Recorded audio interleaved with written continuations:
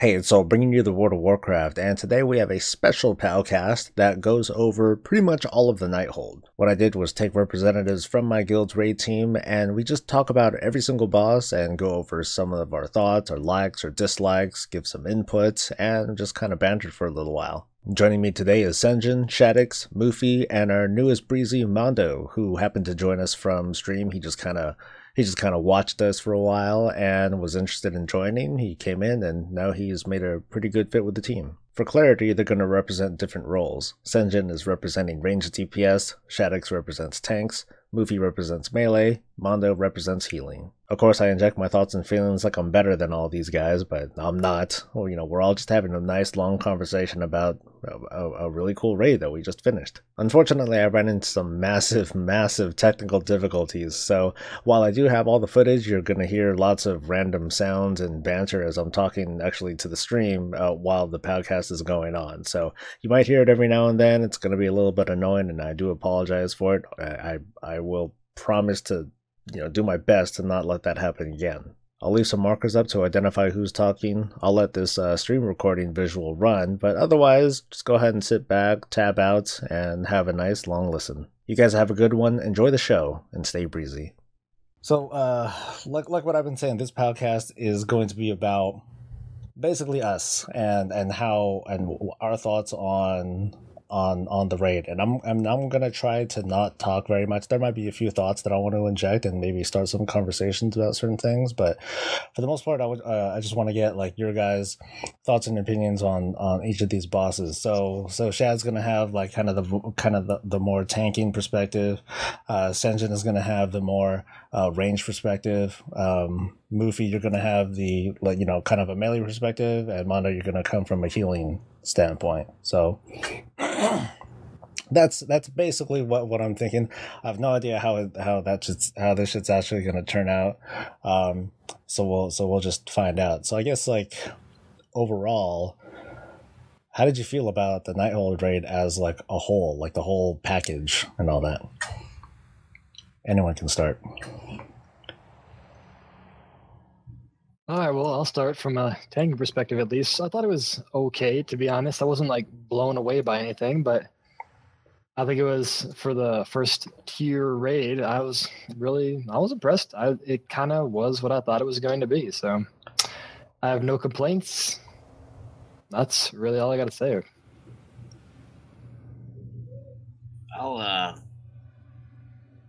got nothing wrong with Nighthold. I mean, coming from a tanking perspective from Emerald Nightmare and up, and switching to a healer in Nighthold, it was a big switch, and to actually heal all the different types of mechanics on each one of the fights was intriguing, because it wasn't necessarily your fault for not healing, because most of the mechanics was on the DPS or the tanks or melee.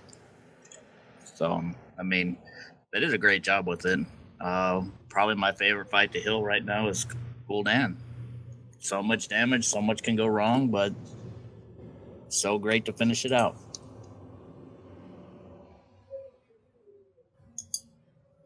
DPS. All right, I can go from the range perspective. So from the perspective of range, there are some fights in Nighthold that are really fun and engaging, and you got to do like to kind of get into the fight. And then there are some of those fights just standing there and not doing much. But overall, Nighthold was a fun raid, and I really it was probably one of the few raids that I've done in a while. We got stuck on some things. We worked through ideas, and we kind of pushed through those problems we were having. So overall, I enjoyed it. From the melee side of things, it's a lot stranger, especially the way we do a lot of strategies. Since melee just sits on the boss, I'm pretty sure that's not what the devs had in mind, at least with melee. But yeah, so it's not. I wouldn't say it's been the most fun. It's been pretty normal in terms of how melee typically acts, especially in our guild. I I mean, even from like Emerald Nightmare, there's a lot we had to do in Emerald Nightmare as melee compared to Nighthold. Nighthold is just melee cleave, stick on boss, do damage to boss, and that's pretty much all we've been doing in our guild. And so it's not really the most memorable thing I've had, except Godan. Godan's pretty cool. From a lead standpoint, I do like the fact that there's kind of a balance between like, okay, this fight, typically Blizzard wants to have like let's have like the first boss be like the intro fight, and then we kind of do like a back and forth where certain bosses are just going to be a lot easier than others. And I think that with Nighthold, I don't think they really executed on that the way that I was hoping for, like, because the Scorpion boss and the chronomatic thing, and I might chime in on this later. Like, I thought they were kind of weak. Like, they didn't really engage me a whole lot. But then as soon as we like go up to like Trilliax, even on like normal, well, okay, maybe not so much on normal, but like on heroic, like things like definitely stepped up. And then we get to Spellblade, and that was a step up. Tichondrius, I think that because we had a lot of practice on normal, like we had a much easier time on them than we could have. But then I don't know, I guess overall, like, it just seemed kind of like everything progressively got harder and harder and harder. And while that's okay, like I usually appreciate like when they have like kind of a break kind of boss. So it was a little weird. It was a little awkward. So anyway, we'll go to each boss and we'll just chime in with our thoughts. How was it? What was it like as your role? And not so much like, it's not like I'm quizzing you guys and I'm like, oh, I want you to describe it. Just tell me like how you felt about it, and like, did it feel good? Did it kind of suck? What kind of feedback would you have? Stuff like that. Scorpion, let's go. As for tanking Scorpion, I mean, I got the pleasure of tanking the actual boss and not the ads. And that's right. I mean, it kind of keeps you moving. So, I mean, I like the fact that you had to be ready for the debuff. And then I was kind of impressed with the idea of having a debuff that you had to walk off.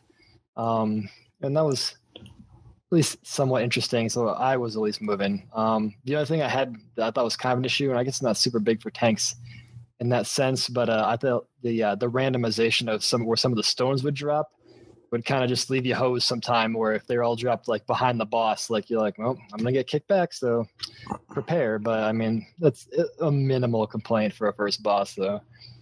That's all I got for it. Just to add in my thing, just because we're on the tanking part.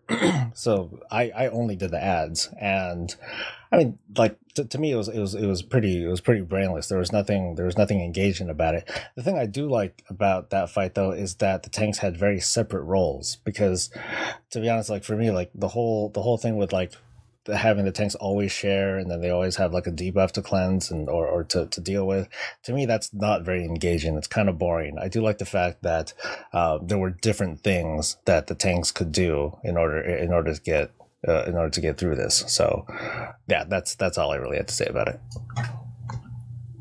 I don't know, Score Pyron was it was hit or miss with me, because sometimes in my old guild, I would boomkin, and since coming to you guys, I've just been able to heal, and it's been it's been fun trying to, that's a fight that healers can literally just cheese and spam all their mana and still be fine. And even if you with the tanking strategies, you can one tank it, and makes it even more fun, because that means one tank's taking a lot more damage, and you can just keep spam healing. And for me, it was interesting. It got kind of mundane and boring after a while, considering the fact that as a healer, I'm just standing there and tossing out a few heals here and there, not really doing nothing. So I mean, like you said, it's one of the weaker bosses. It was enjoyable. I liked how some of the mechanics they put in with having to hide behind the shards or getting thrown back into a big pack of scorpions. But that's about it. One thing that I didn't like about it, sorry, that's another thing. I didn't like the fact that the camera was pretty unforgiving on the shards. Like, I would find that like a shard might pop up behind me, and then it would just like all of a sudden, like my camera angle would like would feel kind of jacked, and I'd feel a little disjointed and disconnected from it, unless, and I probably should have, just had the camera overhead like the entire time, like a good player, and I didn't. But yeah, anyway. Yeah, no, definitely that was something with Nighthold as a whole. The weird clipping of the camera and like zooming in and zooming fights. It was pretty hectic. I guess I can jump in from the range perspective now. So like that was Scorpiron is one of the ones that was like that, to where as a range there was a lot of movement, and having to, being a shadow priest, it was kind of a pain in the ass every time, he decided to turn my way to do his cone stun, or, when he decided to you had to run to a shard when he was casting the thing, or else you get knocked back. It's like, as a range, you naturally just want to like be able to stand there and like put out as much DPS. But there was definitely a lot of movements and randomness of like which direction that he was going to fire, that you always kind of had to be on the move. So, I mean, it definitely came in handy when it came to having like legendaries or talents that helped you cast on the move or do more damage while you were moving, as well as against standing still, because standing still would get you knocked back. If anybody who's watched our kills have seen, there's been times when knocked out to the Scorpions because we were just a second slow and moving out of the way or anything like that. And I honestly I like that kind of mechanic, having to make think about your movements and your placement of fight and things like that. But when it comes to numbers and just having to put out the damage, it can get annoying sometimes. On the melee side of things, it's pretty boring. It's your standard boss fight. You do damage, you cleave off onto adds. I think the only annoying part is making sure you're not standing with the tank, which is pretty normal, so you don't get cleaved by the boss. And also, if you happen to have a shard that's too far away from the boss, you just sit there and do nothing. And that's pretty much the life of a melee for that fight. It's pretty boring. Sounds good. Chronomatic, let's go. The Chronomatic, from a tanking perspective, I think is a total loss. Actually, I think that fight was a failure in almost every way. I think a lot of people agree on that. It sounded interesting when I first watched like fast boss guides of like, okay, for these different phases, I have to make sure to swap off and let the debuff. Chad, you cut off. Yep. Sorry, I actually took my finger off the hotkey. But actually, anyway, due to the way that power overwhelming worked, like we never even got to phase 3. I don't even know if ever. So it just seemed like and I'm sure everybody else did the exact same strategy of just sitting in power overwhelming, pop lust and just go ham on the boss. There was really nothing. I'm not even sure, honestly, what most of the mechanics are on that, except for kill the little ad and then kill the big boss. I have nothing to add. I just think the fight sucked. Oh, well, I'm gonna go against you guys on this. Yet again, this Chromatic was another fun fight for me because, when we all stack up into a nice tightly group and standing there for the entirety of the fight to see how long we can keep the fast phase going. It's fun as a healer. I don't know. Ever since I started healing, it's boss fights seem more enjoyable when it's stuff like that, because you actually get to coordinate your healing cooldowns a lot better with the healers in order to maximize the amount of heals going out in order to push the boss and keep them in that phase longer. So it's a lot easier. I mean, it's a cheese mode, but still it's fun to do it. Other than that, it was lackluster, and as far as like mechanics went, and but that's about it for me. It's standard healing, and it just gave the healers more chance to coordinate. That's what I felt. I agree there. But again, like, it's because otherwise the fight is incredibly boring. Like, if we were to follow the fight through, like, if we were to do the slam dunk thing, like, every time that we were at every opportunity, then the fight would have a very different feel for you. and it wouldn't feel any better for any of us because of the way that we would do the fight. But I mean, I feel you there. Like, it gives, like, that fight gives us a chance to kind of stretch and kind of experiment with certain things, but not in the healthiest way. So yeah, moving on from me. Yeah. So not much to say either from a range perspective. It's really just burning the boss for the most part and avoiding what little, like, orbs, different types of orbs that either get shot out into the sky and slowly fall, or ones that circles that just kind of fly out and you just kind of go in between. But even then, you don't really notice the damage much. I guess the healers are just powering through it. And I mean, dot up the ads that come out, like the big ad, burn it, dot up the little ads, and then focus the boss and burn. It's easy. It's nothing complicated on that boss for ranged. It's a joke. I think the trash is harder. Thank you, Move. That fight sucked. Like out of all the fights, out of all the bosses, that's basically the shittiest one. Like, there's nothing to it, nothing's engaging. It's not very threatening. We make the threat because of power overwhelming. It's like, all right, let's see how far we can push, and that's cool because, you know, having that sort of control. But if there was more to it, I think there would have been, like, you know, a lot more engaging shit going on. Let's move on to Spellblade, unless anyone has any other thoughts. Well, first it's Trilliax first. Oh yeah, sorry. Before you do go on, I guess we should put out that this is our perspective from heroic of doing the raid. Oh yeah. I'm going to do a whole intro and everything. Okay. Yeah. Well, I was going to talk, like, tanking wise. So when we get there, the differences in between certain fights for heroic and normal. I think there was some successes there, but I'll get there when I get there. Okay.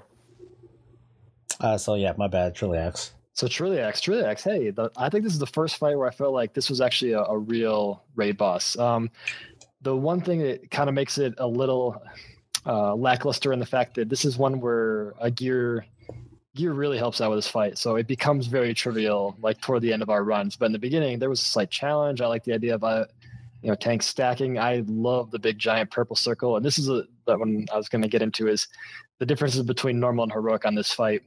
I think were great. Like, I love that on normal you can kind of cheese it and you're like, I'll stand in the beam, whatever. And then the first time try to do the same thing on heroic and it's one shot and you're dead. And I like that differences. I like heroic should really amp up the level of difficulty rather than just kind of make the mechanics a little bit more punishing. I like taking the idea of doing a mechanic that doesn't kill you in normal will one-shot you in heroic. I think that's a good idea, and I wish they'd kind of keep with that theme. Other than that, I don't have much to say about tanking Trilliax. I think there's a whole lot of standard tanking mechanics you've seen kind of combined together of like Butcher and whatnot. Tanks stand on each other, kind of swap on the debuff. We're doing a podcast stay together right now, on the bonds. I mean, it's nothing odd, but right now we're trying to at least kept you kind of engaged. Get some perspectives from people when he got to his maniac phase initially when we were doing progression. The damage was enough that you had to really pay attention to make sure to use your cooldowns, and that's what a boss fight's supposed to do. So good. I'm in agreement. Moving on from me. I don't really have a whole lot for Trilliax. I mean, for healing, there's not a whole lot of healing output that needs to be done on that fight. If people are doing the mechanics of this fight properly, there's really not a whole lot of damage going out for the healers to actually have to heal through, and minus the occasional little robot blowing up because somebody didn't eat the cakes. Chad's right. It's straight up. It was the first boss in Nighthold that actually felt like an actual challenge of a raid boss should be. You had more mechanics to deal with from normal to heroic. The cakes didn't really do nothing on normal, but you had to get them in heroic. The ramp up was good on that. I really don't know what Blizzard was thinking with having a boss where you have to eat cakes, but hey, whatever. The mechanics were on point, and it seemed like a fun fight, but not as much healing having to be done, and you really don't have to coordinate healing cooldowns on that, and it kind of like tamed having to sit there and spam heal and actually pay attention to mechanics more often. That's about all I got. All right, I'll talk about it from a range perspective for Trilliax. Actually, honestly, I love that boss as a range. There's so much going on in the sense. Don't step, watch where you're dropping the purple stuff. Make sure you don't get fried by the beam. If you get, usually one of us range will get linked to a melee, and we have to go in close to the boss, or else we'll kill each other. And then there's the whole eating the fat cakes and jumping on robots if they're about to explode.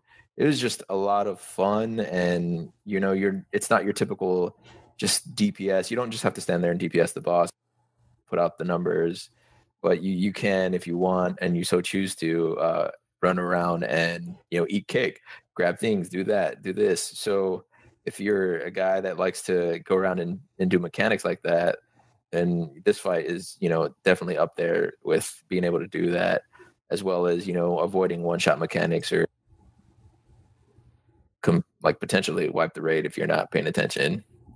But yeah, I honestly, I loved it as a ranged character. My one thing was the whole melee and range getting linked. That kind of became a pain, especially when he decided to do the whole helicopter thing, and you were on opposite sides of the boss. It was you basically, if one of you didn't pop a cooldown, you were going to kill the other, because the gap between each side of the helicopter, it was not close enough to where you could still take damage most of the time. But yeah, it was fun.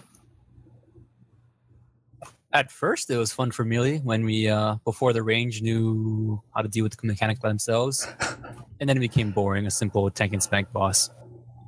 So it was fun. I'm sure it wouldn't have been fun for Death Knights who would do that, and they probably wouldn't ever do that. So I guess Melee, who had movement abilities, could find it fun if they didn't have enough range to do it. Otherwise, no, it's another tank and spank boss.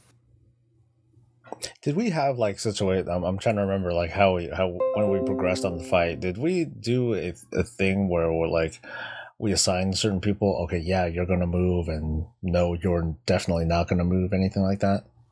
At first, you had me and Breezy, the two monks, doing the cakes since we had the most movement abilities. And then once range caught on to the stuff, we just sat on the boss. Okay. Yeah, that fight also, for a tank perspective, the one thing I did like as well is I liked when a tank could eat the cake themselves. Sometimes I like it. Sometimes where when the tanks can kind of take some of that extra load off and help out melee or whatever. Oh, it's right here. I can just do this mechanic for you. I got it. And it didn't happen all the time, but when it did, I felt I kind of contributed in another way. Sounds good, dude. All right, let's move on to Spellblade. Finally. Spellblade. This is what I wish Blizzard, or I hope they do in Tomb of Sargeras. I hope Spellblade was a kind of a precursor to doing a fight on normal and then totally flipping the script on mechanics for heroic. Normal felt almost like a face roll, right? Just bring everything in, just nuke it down, done. And then I remember when we first got to heroic and this is entirely different from anything that we've done before. This is not even close to what we've been doing. And I like that aspect a lot. I liked switching like that. I think from a tanking perspective, it's not necessarily the most exciting fight because it's still let your stacks build up for your debuff till you can't handle it anymore and then swap after that. But I applaud Blizzard's attempt to really take a fight and flip it on its head for a heroic version. And it obviously is a massive jump in difficulty. And I think that a lot of people weren't used to that. I mean, even we weren't either. That was still kind of took us by surprise. But we did it did take us like more than a couple nights to bring it down, right? Yeah, it certainly did. Yeah, it went from, I think, like Trilliax when we switched from normal to heroic was like, I think we did in like 5-6 pulls, and then Spellblade, yeah, I think it went up to like, we went over double digits. Like it was just like a whole different game, and we had to kind of redo the entire fight. But yeah, I kind of hope they do that in Tomb of Sargeras. I do wish there was kind of a bigger incentive for heroics in that case. If they do that, I think that, you know, I'm not going to get into gear levels and whatnot, but I think to add that level of difficulty and make people relearn fights. I'm sure Mythic people probably feel the same way of going from heroic to Mythics, but yeah, I do enjoy it. I like the extra challenge of having to know multiple levels of a fight. But that's to add into that just a little bit. I do like the fact that the way tank swapping happened overall in this raid was that, okay, cool. Like you have tank A, you're holding on to the boss, you get this debuff, and then shit happens, and then the other tank pulls. What that means, though, in the Nighthold, and it started with Trilliax, I should have mentioned this before, is that it doesn't mean that the tank that is not tanking the boss can just kind of sit on their laurels and just hang out, or otherwise play the off tank and only focus on DPS. I mean, they can if they wanted to, but the fact is that it's not a very good idea, because you might be, you know, because when you're taking more annihilates, you're going to get fucked up even more, because now you have the other tank that's going to start taking annihilate, but then you have 2 stacks of annihilate, and you're going to be taking two of those really big hits. So you need to either prepare a cooldown, or healers will need to focus on you. So it's a bit more demanding from both the tanking and a healing perspective, at least the way that I see it, and the way that I felt whenever I was taking 2 stacks of annihilate, or even more, you know, because stuff would hit the fan. But of course, like concerning like the arcane ads, we can handle it a certain way. We handled it a certain way where I just held on to the boss, which probably wasn't the best idea, but we did it anyway, and it worked. So that was cool. But yeah, that's something that I do like, that the tank swapping, that they kind of changed that up a little bit to make sure that both tanks still had something to worry about, even if they're not holding on to the boss at the time. This Spellblade was the first fight in Nighthold that made me, since I didn't progress with you guys, and I was playing on my druid. This was the first boss that actually made me, as a healer, pay more attention to the cooldowns that I was using personally, not so much as the rest of the healing team.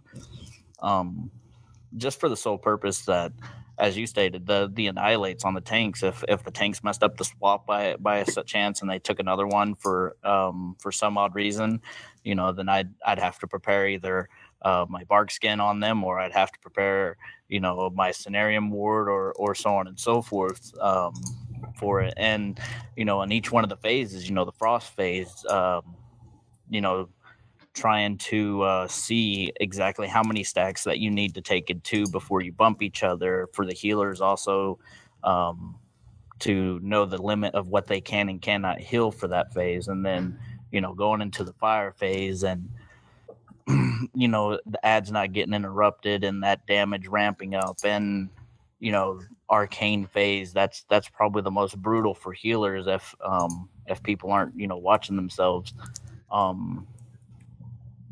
It was a great ramp up from normal. And for my guild, when I was doing progression with them, is you know, it took a while.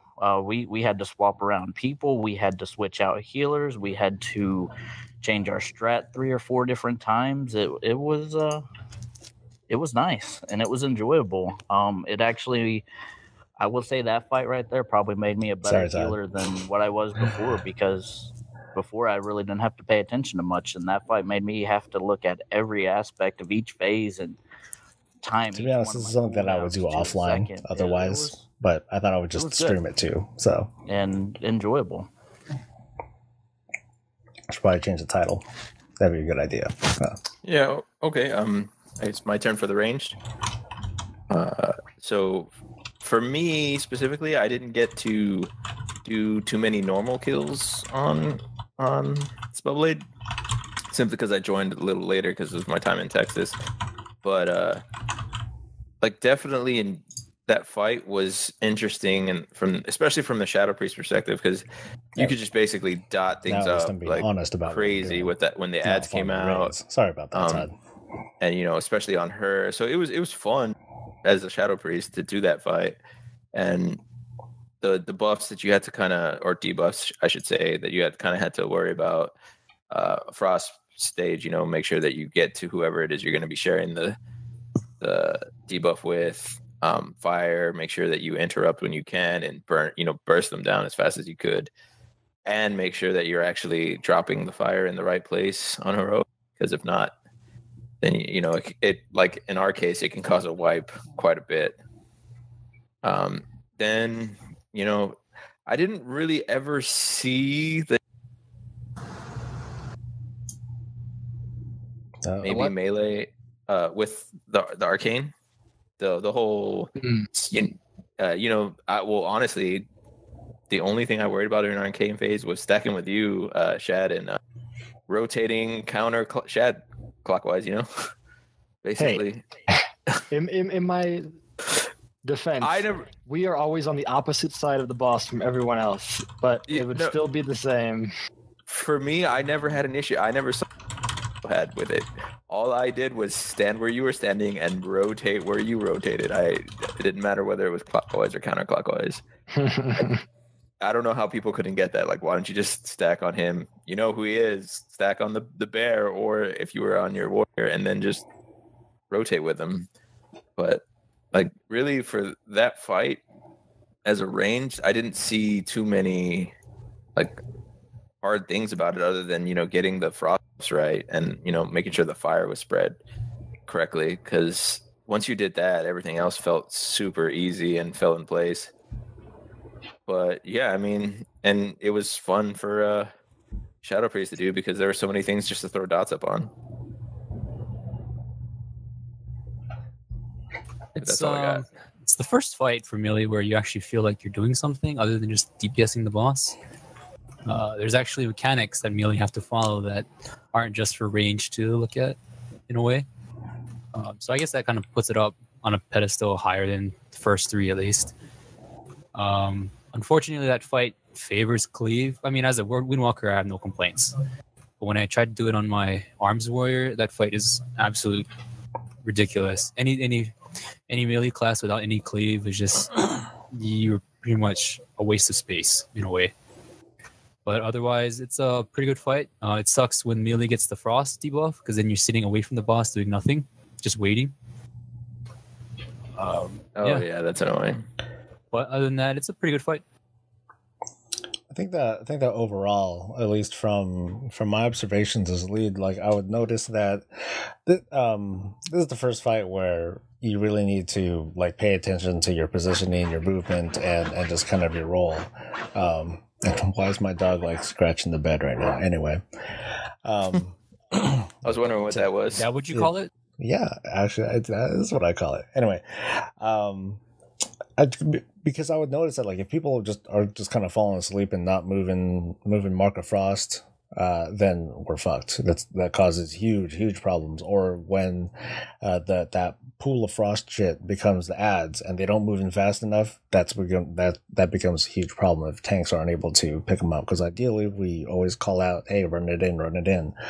So this was the first of several fights that I found to be a little frustrating when it comes down to people just obeying mechanics and making sure that you're on top of your stuff, because it would just cause so many problems whenever someone wouldn't do an interrupt on a fire ad, or if they got into like a bad position when they're trying to place those fire ads, or mostly Mark of Frost. I think that was like the biggest challenge for our particular team, was handling Mark of Frost and the kisses correctly in such a way that we wouldn't like fuck each other over, and we did a lot during that. Once we got past that, though, we were able to handle everything else very decently. So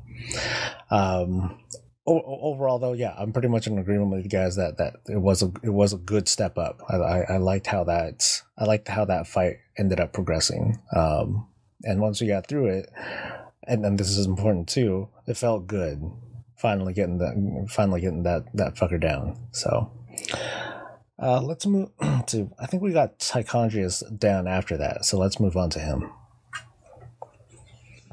All right, Tychondrius, from a tanking perspective, I thought was really easy. It's one of the most straightforward fights in the whole raid, if you ask me. It's like, Bloods come up, you run off to the side, kill them, stand behind the port, come back. I think the only thing that really kind of made that fun was when we were in the progression phase of when we'd have to push by the end.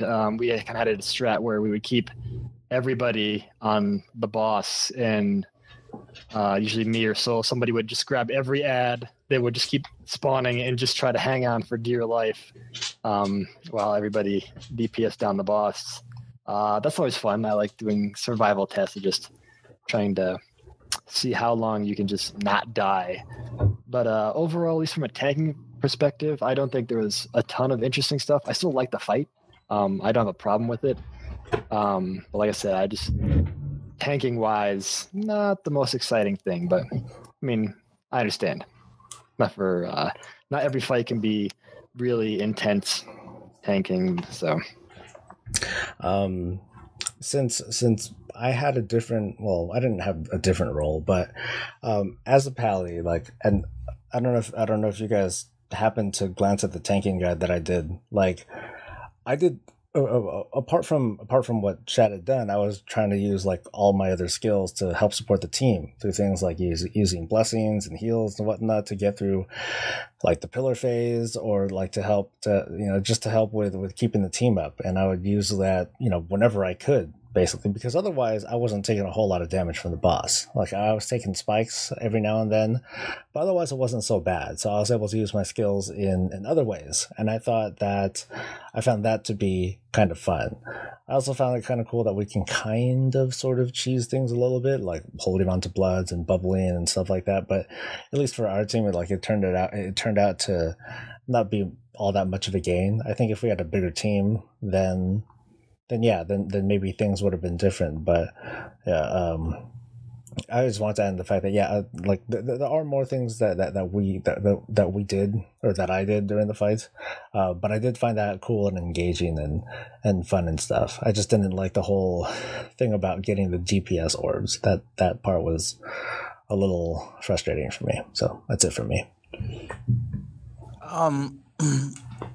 To touch on what you said about like raid size and everything, coming from transferring from my guild to your guild, healing 25 people versus I think the most so far we've had is like 16 or 17. Yep. Give or take. Huge difference. Huge difference.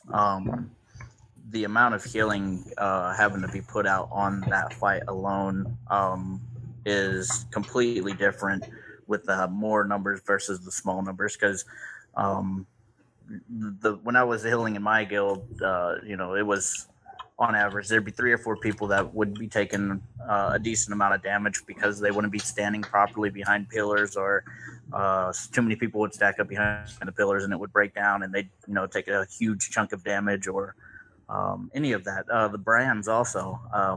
My favorite part of that entire fight is the brands. It gives the healers another chance to coordinate and get a better cohesion with each other.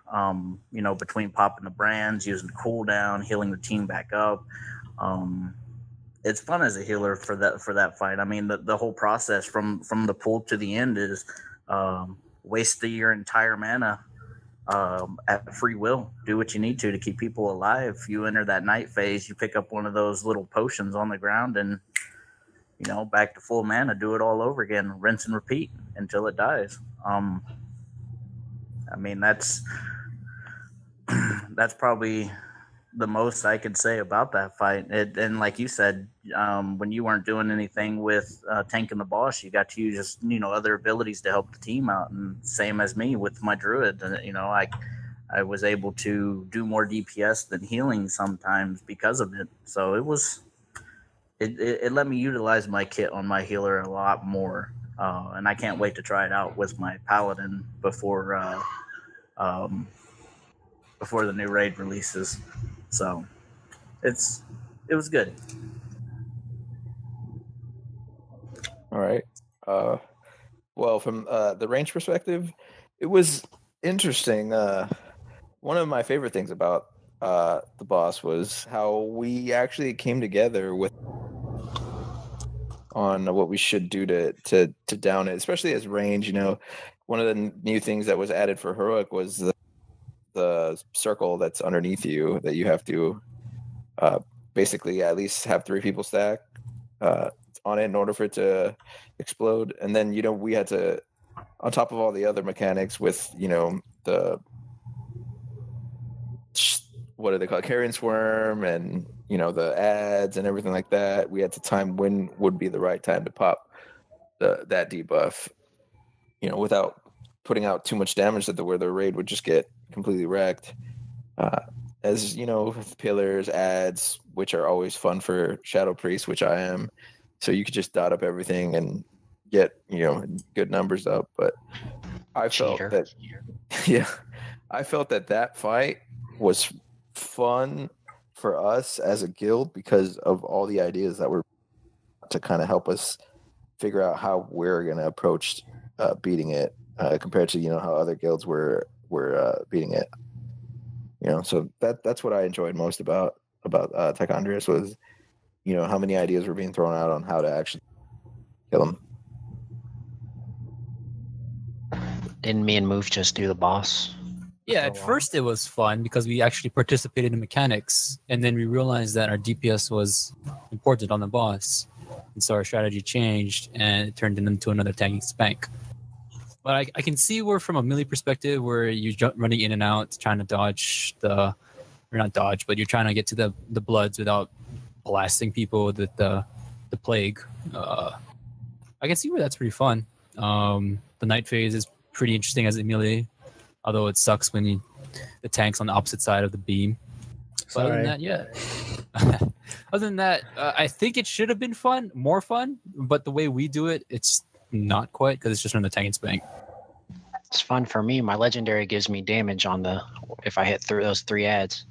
I get bonus damage. I have to say that Movie's explanation on all these fights was, it started off great, then it just become a tank and spank. That's pretty much how all of our strategies have evolved, for at least from a melee standpoint. It's okay, everyone participate. Okay, now just range participate. In melee, you just sit there and damage the boss. Yeah, because we have so many hunters. Well, I think that was kind of the trend, because like we would have we would do the encounter, we would experience it, and we would have all these different mechanics to deal with, and then we would just kind of lean towards a strategy of, okay, what role can most easily handle all these mechanics, and how do we funnel as much DPS in wherever we can? And it just happened to be a situation where we would have melee just stick to the boss. And in previous expansions, that wasn't true. You know, we had different things going on, or otherwise it just wouldn't be very beneficial for melee to just sit on the boss. And still lie. It's always been melee sit on the boss. Not so much. Now all these fools are trying to jump in and play. But it definitely was kind of in this case. Things could be handled differently, but with the way that our comp is, that just happened to be what it was. So sorry if I cut you guys off. And you guys, if you guys aren't in the PowCast, geez, guys. I think Tichondrius was actually the first fight that I actually jumped on while I was at work. What was first watch you and your guild attempt, because I think I was giving you some input on how to do the brands and whatnot. And Tyke for me was one of the first fights that was awesome, because it gave the healers a say on when to do a certain mechanic because of the brands. So I mean, it was fun. Strategies evolved, and it was awesome to actually watch you guys add some of the advice that I was giving Soul through his stream before I ever joined you guys, and it was great. No, they were my ideas, guys. They were my ideas. He's just trying to take credit. If nothing else, we can move on to, I think, Croesus was the next one. All right, Croesus. So Croesus is the reason I actually switched from maining a warrior to a druid. I know that on heroic you can pick any tank you want, but for me, I think there was an issue with just timing cooldowns, and some of them I just don't feel were appropriate. Like Last Stand, all right, I got a bunch of hit points to take this. It didn't help, and I'm still a firm believer in that. I know I can do it in any tank you want, but if I can put myself in a position where I require less healing that can go to other people, then I'm going to take that choice. That's why I play, all the tanks.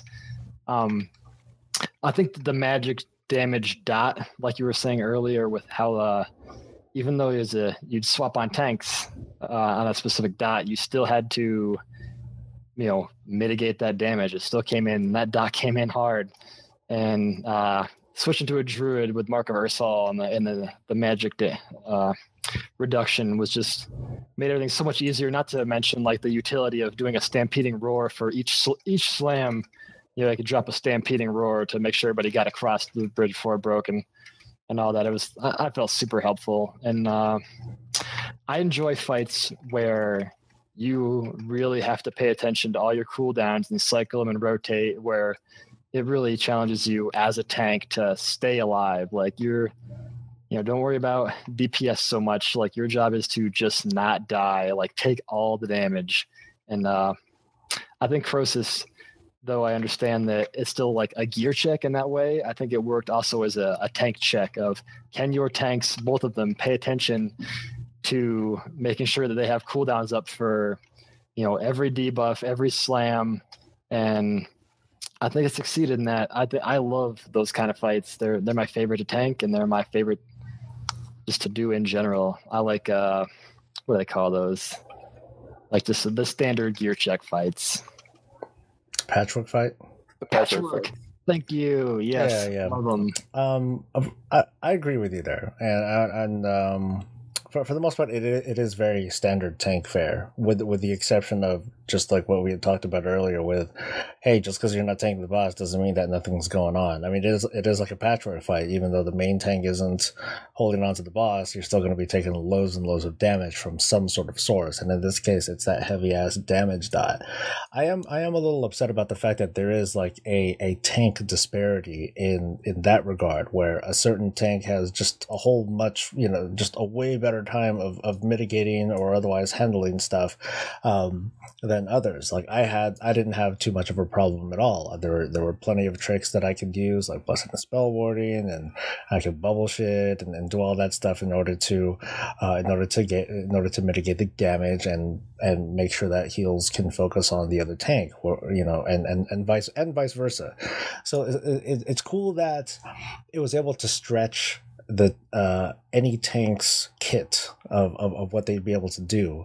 I don't like the fact that some kits were much more effective than others. Apart from the debuff handling, though, from a tank perspective, I was pretty bored. There wasn't a whole lot going on. It's like, okay, cool, mitigate slam, and then when you get 4 or 5 stacks of the debuff, cool, it's game time. But other than that, and running away from a bridge, which I remember failing at a couple times, that sucks. That was about it. But otherwise, it was an okay fight for me. To touch on what both you and Shad said with the whole tanking and everything, from a healing perspective, when I was in my other guild progressing on Croesus, our main tanks were prop paladin, prop warrior.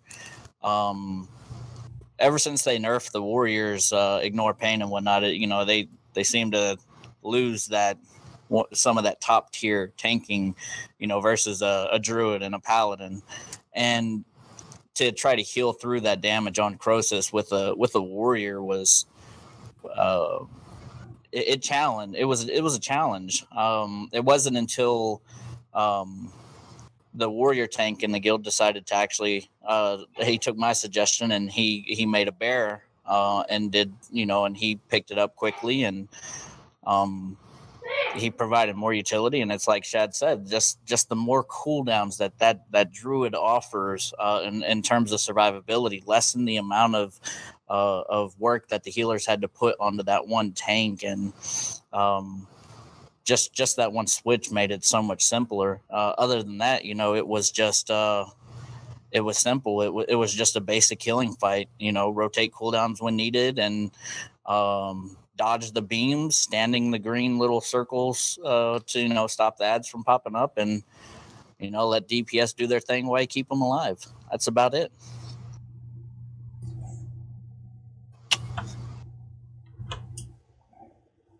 Deep engine. Yep.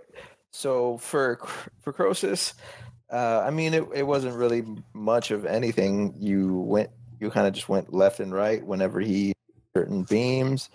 You ran away if he targeted you with the orb, which I honestly never got targeted with. I don't know what the deal was. You made sure that if you weren't the one getting targeted in a little bit more towards melee, the further the bridge got broken. But other than that, I mean, it wasn't too hard. You caught the I guess the ads when he did the swirls. You made sure to catch the swirls, but that was pretty much it. I mean, it was just burn the guy pretty much, and it wasn't too bad. I mean, I enjoyed it as much as the next person, but yeah, I mean, that one was kind of one of the more that it wasn't much to do other than it was fun thematically, getting crushed at the end if you didn't kill him fast enough. Like, that was pretty much it from a range perspective. I didn't have to worry about the bridge collapsing on me. And that's what I love about from the melee perspective of that. I think that's a Patrick fight for melee done right. You have the bridge mechanic, so it's pretty much the stupid check if you're not paying attention. You also have the hey, you died too, do it, bitch. Not to the bridge. Oh, really? I know some melee did. I'm not gonna say any names, but anyways, it's a stupid check. So it's a stupid check. You have the little things you have to stand in to prevent yourself from getting more of the ads. It's a nice little bonus. You have to dodge left and right. I think it's a really good melee fight for Patrick. It's kind of like Ursoc in a way, where just the longer you take, the worse it's going to get for you. And I think it actually adds some fun for at least in our strategies. It's basically tank and spank, but with a little extra added in. I don't know. I liked it a lot. I think it was Star Augur that was next, right? Yeah, Star Augur or Botanist, either way, whichever one you want to do. Star Augur. I think you guys went to Star Augur after Croesus. Yeah. The Star Augur, so, and I'm sure that some of the people are going to have opposite things on this. I like fights like Star Augur. I mean, it's really, obviously for tanks, there's there was a whole lot like Gruul, right? Of like, swap these debuffs, and we kind of did a different strat than I see most people do. We just had the 2 groups and not 3 like most, but it made it really easy, just a left, right, left, and just rinse and repeat. Now when it came to phase 3, really, I guess, and clearing out the debuffs, I think that was really fun. But I think also because I have like slight OCD that I really like doing that, and like finding ways to like maximize being able to clear the most amount of space. I know sometimes that I'm sure Soul will say as well that you see like a little teeny pocket surrounded by green. You're like, I'll just jump right into the middle of that and clear that whole space. And it was oddly satisfying just to do something like that. I know it sounds silly, but at least you're like, all right, well, I cleared up that area for all the DPS, and like you're welcome, thanks, I got that for you. You can go back to doing your DPS job. I thought it was fun. It was a neat perspective from a tank to do, and I enjoyed that. And there's a lot of standing. It felt like there's a lot of movement, even though there wasn't a lot of movement, if that makes any sense. Like, you had to make sure to follow things, but it never felt like, oh, I got to go from this edge of the platform to this edge and back and forth. So overall, I actually liked Star Augur a lot. I think Starbro was a fun fight, and I didn't have any complaints. But I can understand from some perspectives how that fight could be really boring. I get it. Just say range. Starbro? Yeah. No, I'm not saying anything specifically. Just say range. I know that's what you meant. I don't know what you're talking about, bro. I'm sorry, Shad. Did you have more? No, that's it. I was kind of bored during the fight. I mean, there were obvious things that there are obvious problems with that because I got bored and then I caused like some a good couple of screw ups myself. Most. Shut up. But regardless, like it still wasn't as engaging as I would hope it to be. Now, well, I take that back. Overall, it was a decent fight, but there were certain, I guess there were certain things. It just didn't feel. It didn't have a very good feel for me because it was very simple mechanics to handle once we had it broken down. Like I don't know what, like as you know, I don't really watch tank guides or anything like that, so I don't know about the whole 3-group strategy. It just like seemed simple enough to kind of to kind of break down, and we did together as a group. It wasn't just me, but it didn't seem like a very difficult puzzle to solve, and so from there executing on it wasn't very difficult in part of most everybody. I'm kind of with Shad on the whole coloring, on the whole erasing like the green shit during that one phase. I thought that was kind of cool, but it also kind of highlighted again like the tank disparity, which I think is okay, but it just kind of sucked that my active mitigation requires me to hit something and there's nothing to hit and I have to be out at range, and from there it causes a weird thing where I need to go up to the boss, use my active mitigation, and then run out to the thing that I need to blow up so I can take a little bit less damage from from the slime stuff, as well as getting hit by the meteor in the face. And then the last phase was very, very boring for me. There wasn't, there's not a whole lot going on there. So I'll say it Star Augur was actually I more did not for have me a code also, for WoW. Sorry. As a healer, in phase 1, there's like hardly any damage going out. Phase 2, You can't play WoW for free up to level 20, man. Melee or range stands in their pools that they're dropping, or tanks, jump into a big, as Shad would say, jump across and get a couple of the stacks, and they don't have the mitigation up. Phase 3, it only gets rough when you're just focusing down the boss and that extra ad is doing that pulse damage or whatever it is. But there's not a whole lot for a healer to do besides, top the people off every once in a while and go back to trying to do some extra damage to the boss. It just got to the point to where I was watching Netflix while I was just hitting my buttons on that fight. It was. Wait! I thought that was kind of like the rule. We needed to have like something Taylor Swift playing, or something like that while we raid. Is that not Nobody true? watches Taylor Swift while we play.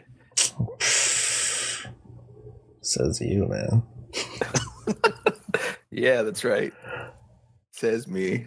Taylor Swift, come on, man. That's about all. I mean, it was just boring to me. Not engaging. The rewards from the boss, though, I mean, as far as loot, I mean, hey, best in slot healing trinket, so I can't complain whenever it dropped for me. So worth it, I guess. All right. So I take it it's my time. Sounds like it. Okay, from a range perspective, that fight was boring as F.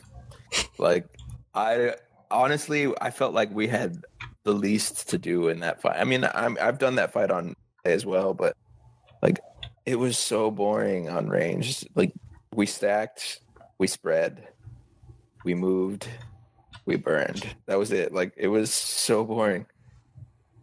I mean, I don't know if that's what Liz intended, or I don't know what they were thinking, but with range on that fight. But I felt like I didn't have much to do. I don't know if that's how you guys felt. Like, well, I guess the counterpoint is that like when it came to like it was more of a planning encounter than even so much execution, because the plan was position yourselves here, here, and here, and then after that, well, the tanks did the rest. Basically the tanks did the rest. It was very much, this is what the tanks need to do, otherwise all you dudes couldn't get killed, and that was about it. That's how I see it. And I honestly think you're right. Like, I can honestly say that you could move out of the way during the first phase, and don't stand in the fire in the second phase. Basically, the two simplest mechanics that are ever in any raid, you can do that fight. And I know that's because on Mythic, that fight is like on another level. That's a given. But like on Heroic, that fight was boring. And it's sad to see that something so different between, like, well, there's nothing really that different between normal and heroic, is there? To be honest. No, not really. Mechanic in the second phase. Wait, what was that? All right. It's like there's that's a not run out. it's the Nova things. Like so for Frost, everyone needs to be stacked, and everyone already is. That's the same. That's like phase 1, phase 2, and phase 3 is about all the same for normal to heroic.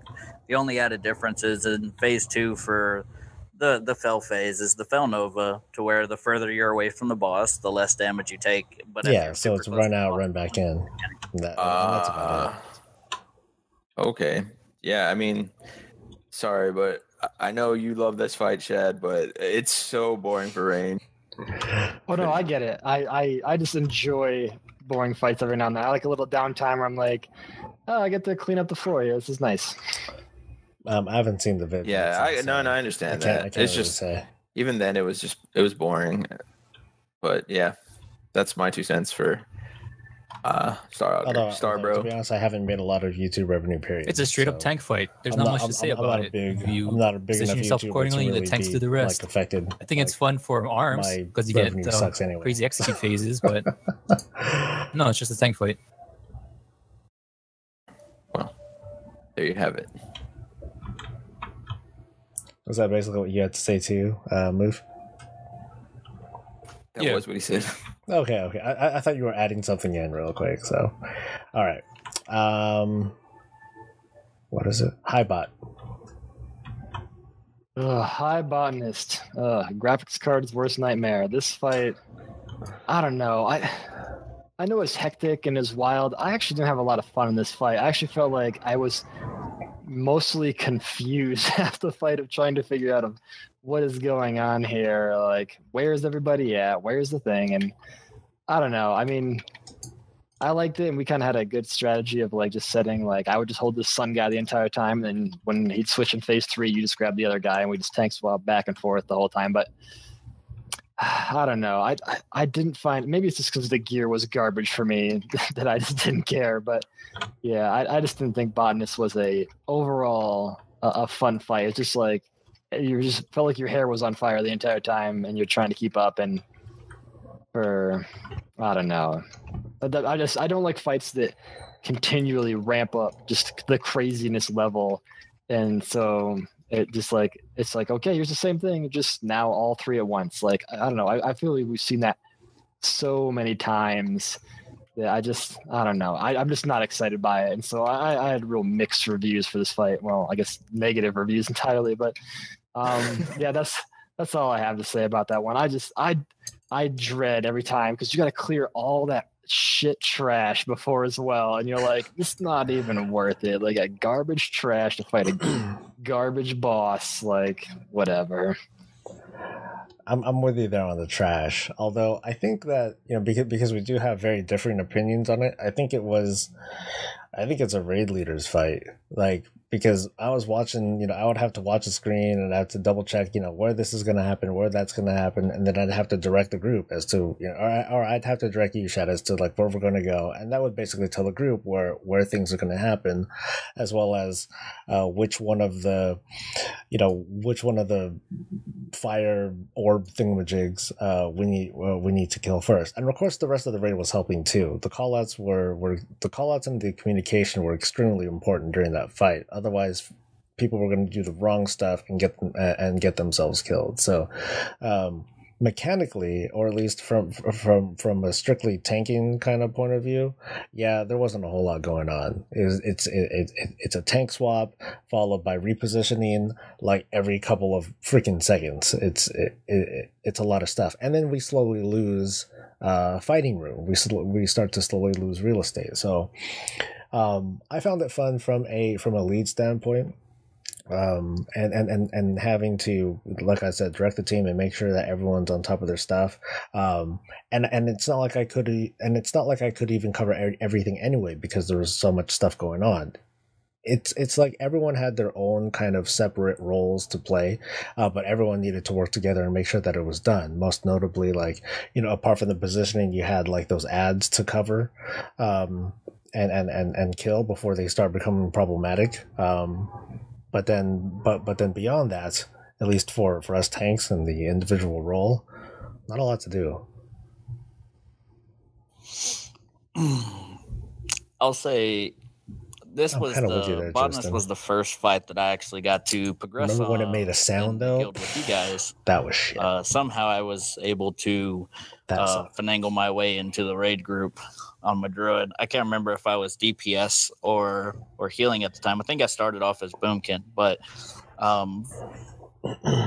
it was interesting as a healer. Super healing intensive fight as it progressed through the stages, and having people not do the mechanics properly with the ads, dispelling the roots too soon, not stunning the ads or not downing them, and then the little purple AoE damage that was coming out, and then going into the third phase where you have the I think it was like the night something or shadow of night or whatever the hell that debuff is called, where you have to stand next to somebody. Almost every single time I've done that fight healing, by the third phase, I'm sitting at 15% mana. So much to do as a healer, and so I've had many to do it things for footage too, about. Jason. Orbs blowing kind up, of more damage going out, ads getting out of control, more damage, purple stuff on the ground, more damage. It was hectic. For me, it was fun. The more hectic the things are, the more I have to heal, the more engaged I am in the fight. And when we downed it with I think there was only I know half the raid was dead when we killed it. It was sketchy, yeah. It was sketchy, but it made it all the worthwhile because it was so hectic. People still learning the mechanics, and then when it died, it was rewarding. At Shad's point of view, the loot wasn't all that bad. I mean, it was still worth it. The trash before sucked. But just so much mechanics that the ranged and melee and the healers actually have to adhere to and move and coordinate. And for me, it was interesting. It was great. And it pushed me having to manage every last single one of my heals to where I can get the most mana and be most mana efficient and still keep people up. It was great. I'll say it was good for me. All right. From a range perspective, especially a Shadow Priest, I love that fight. Like, High Botanist was Shadow Priest's dream, having 3, I guess, technically, of the bosses up at once. Like, even you could see AJ's numbers were nuts because he actually had the mastery build going on. This is where I'm at, Houston. like that fight had a lot of things going on that you had to avoid, especially as range, dealing with, you know, the saplings or whatever coming out, and, you know, making sure, like, I was one of the ones with sure that we stunned them when they came out, so that way we could burn them down. but I'm just gonna try to wait to do them with the wife. You know, the solar collapse. Once I'm available. You know, making sure you didn't get hit by that, making sure you didn't get hit by the big purple circle. Then in the third phase, when the second phase, making sure you dotted up the suns in the right order and, you know, burned them down at the right time. And then, you know, then in the third phase, when the purple lightning buff, I forget what it was called, you have to make sure you stack, and then you're still doing all the other mechanics all at the same time. For a lot going on, and I know it was very, like, graphics intensive for some people. AJ, tough. But I can't believe he played on his settings at 1. Like, and he did so well even with the settings at 1. But yeah, like, that fight was very engaging. I always felt like there really wasn't a moment to relax during that fight for ranged, because you were always having to do, especially if you took part in, you know, helping CC for the ads and stuff like that. Because I mean, if you ignore those ads, like, most of the time, I know melee could, if ranged did it successfully, you know, melee didn't have to worry about it. Sometimes it would get hard for a range to kill the ads, but yeah, it was definitely exciting and a fun fight for range, in my opinion, because we just had so much going on that it got a little hectic, and it was fun to see who could last through the pressure and who buckled under it. I think the trash leading up to that boss is the worst part about that boss, to be honest. Yeah, you're right. Those warp casters, man. Pretty okay. It has a lot of mechanics that aren't very friendly to melee, though. Like the giant circle on the ground, the collapsing sunbeam, the lashers sometimes heading toward melee. I don't know. It's not very friendly toward melee, but it's not, like, unbearable. I think the sphere part's pretty fun, I guess. But yeah, it's a pretty decent fight. It's just the worst part is the trash. That's the only bad part about that whole thing.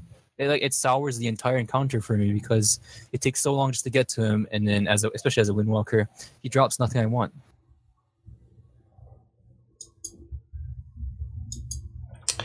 So, there were a couple of you guys that said, "Oh, the loot thing sucks." Is it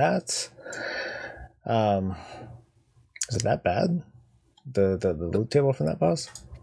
Well, it's just incidental. Depends which class you play. I mean, because he doesn't drop tier, I mean, I don't think there's anything that I needed in any way. But I mean, that's a minor complaint. I mean, every boss is going to have that one where you're like, this guy's got nothing I need. And the fucking trash. I did not like the trash either. Well, the trash isn't that bad if you actually have a priest in there that knows how to master spell half the time. You know? I think it's just like the sheer amount of bodies that we have to go through just to get to that boss, and then we have to backtrack. That part. You also forget. Yeah, and you forget what kind of personalities we have in the guild who find it hilarious when people get wrecked to stupid mechanics like that. But as for the loot table, I know there's quite a few best in slot trinkets that drop from, like, one of them drops from botanist. I know for a couple of specs, but there's also, like, the ring that drops off of botanist for tanks. Mastery versatility, which is really good for bear tanks. It's one of the best. Yeah, well, that's what I had when I was tanking on my druid, and it was one of the top ones. Yeah, no, it had the ring. It's got that, but I already used a legendary ring, and I'm just saying, yeah, it's a minimal complaint. Yeah, I mean, just like Shad said, as far as loot goes, it's like, take for instance, out of almost every single one of the bosses in there, since I'm switching to a Holy Paladin, I'd much rather prefer to farm Mythic Pluses, because Mythic Plus gives me a chance to get, crit versatility gear, which is the 2 best stats for Holy Paladin. And half of the plate gear in there is not crit versatility. It's like crit haste or crit mastery, or, it's the only thing that are like good in there is like maybe the relics and the trinkets. The tier set isn't all that to brag about for Holy Paladin. So, I mean, loot's loot. And, it's something that I've always said is I'll get loot when I get loot. It's not a big deal. So, man, we could argue about loot all day. Yeah, I was just curious about it. So let's move on to Elisand, I think now, right? Yeah, Elisand, yeah. Getting to the big guns here. So Elisand, from a tanking perspective, I think normal is a fun fight to do, and I think heroic is kind of the exact opposite I felt of botanist, where it's crazy in a fun way, where like all the movement felt right. I mean, the one thing I didn't like is, every now and then the RNG would kind of get you in a way where, she'd spawn right next to a bubble or something, and there she wouldn't be a portal or a way out, or stuff like that. I mean, that's a small complaint, but Elisand as a whole, I thought was really engaging. I just felt that's the fight that kind of petered out actually as it went on, especially from tanking wise, where, from the first part you got to swap, and then on normal phase 2 tank swaps didn't really matter as long as you just kind of backed out so you didn't cause damage to the raid in your bubble. But on heroic, it was important to do that. But in phase 3, I mean, it's the tank just grips it and rips it, and then just hang on for dear life. And you being a pally tank, it's so easy. You have such extra advantages being able to disrupt that it just made so much sense for you. You just hold on to it the entire time, and I'll just be here just in case as a backup. So it kind of makes that fight the exact opposite of how most fights generally work. Is the further you went into it, it felt like there's actually almost less to do. I'm okay with that. But I do enjoy Elisand. I think it's a fun fight, and I like her little taunts. I think she's funny. Whoa, now. Do I have anything to add on that? No, not really.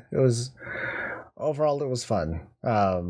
I did like the planning aspect of it. It took us a while to get the whole dance down, right? For to handle the echoes, because on normal we didn't have echoes. That was kind of that made the whole echo, that made the whole ring thing kind of a joke, especially since it only happened in the first phase, if I remember correctly. Yes, only phase 1. Yeah, so having done it in heroic, it's a world of a difference. It's an entirely different encounter altogether, just like so many of the other fights between normal and heroic. But this one is definitely no exception, and I did like the fact that there's just so many more engaging things to do. I guess the thing is, again, it was the dance and the planning of it that was really critical. If you remember, our kill shots, it was between Elisand and Gul'dan. Maybe I'm jumping ahead. Communication was huge. It really needed to step up, and we had to clear clear chat and make sure that everyone was keeping their ears open for all the different callouts that were going out. It was nuts. It was hectic, but we got it, and I thought that was cool. So yeah, I think one thing I thought with Elisand that I didn't see very much in the other fights is it's really a timing base of memorize all the patterns of the encounter. It's kind of like Mana Wrath of all right, everybody bring it in, now move it out, bring it in, move it out. And yeah, I like fights like that you feel like the further you go in, you feel accomplished because you're memorizing the pattern is almost like a little mini victory in itself.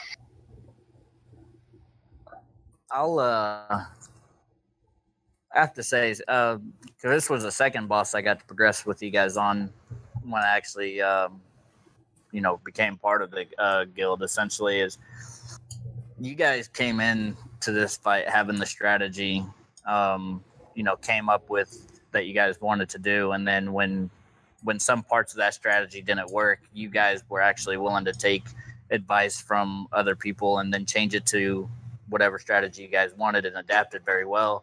And as far as healing it, the healing team was solid, between Bucket and Mary and Nelia. It was great. As you guys said, is memorizing everything, and then the bad luck with the RNG played a part into a lot of it. But as the nights went on and progression went on Ellison, it got to the point to where everybody got the mechanics down for the first phase, and then the second phase everybody got the mechanics down, and then that third phase hit, and then we were just pushing that boss, and maybe one or two people died, and the communication was a huge part, because I think during that entire fight, not a lot of people were talking besides, calling out where stuff were, Mary calling out his cooldowns, and I'm calling out my cooldowns, and that fight, it's very, it makes you have to communicate with your team, whether it's you're communicating with your healing team as a healer, and or just calling out an orb coming down from the sky, or calling out the rings, or the clearing for the rings for everybody else if they're not looking. It was an all around enjoyable fight for me.